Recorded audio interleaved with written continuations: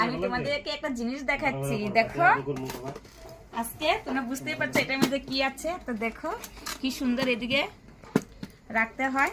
আমি চাবিটা খুলে, তালা খুলে তারপর আমি দেখাচ্ছি, বুঝলে? এই দেখো, এটা হলো আমার সম্পত্তি, বুঝলে? এটা কিন্তু আমার বরের থেকে আমি রোজ দিন পকেট মারি। আর দেখো পকেট মেরে মেরে আমি কত টাকা জমিয়েছি, তোমরা দেখে না বন্ধুরা। তো দেখো, আর বান্ধবীদেরকে বলছি, কে কে তোমরা বরের পকেট মারো বলো তো?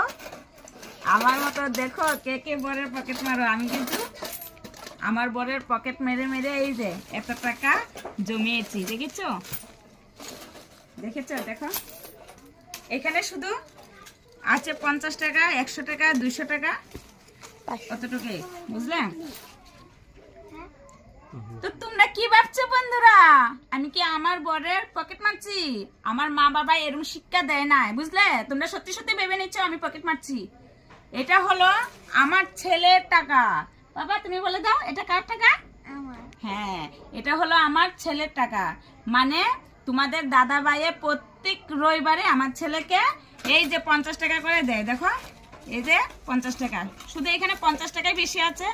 আর কোনো যদি আত্মীয় আসে 20 টাকা করে আদরে দিয়ে যায়, আর 100 টাকা বেশিরভাগ দিয়ে যায়, মানে আত্মীয়রা আসলে। আর এই টাকা কিন্তু আমার ছেলে দোকানে গিয়ে খায় না, সব জমা করে এখানে। আর 20 টাকা, 100 টাকা। আর এই যে আমরা যে নেপাল গিয়েছিলাম, তোমরা দেখেছো ওই আমার ভিডিওতে, নেপালের টাকা এই যে এনেছিল, নেপালের টাকা এটাও জমিয়েছে। আর তোমাদের দাদা ভাই যে 50 টাকা করে দেয়, এটাও জমিয়েছে। আর এগুলা কিন্তু তার মাসি পিসি আসলে দিয়ে যায়, যা এগুলা জমিয়েছে। তো আমি যে বলেছি আগে, কিন্তু এটা পুরোপুরি মিথ্যা। আমার মা বাবাই কিন্তু এই শিক্ষা দেয় না। আমি আজ পর্যন্ত তোমাদের দাদা ভাইয়ের পকেট থেকে আমি 10 টাকাও নেই নাই। এই যে সামনে আছে, জিজ্ঞেস করো কি আমি কি নিয়েছি কোনোদিন? হ্যাঁ। আর শোনো,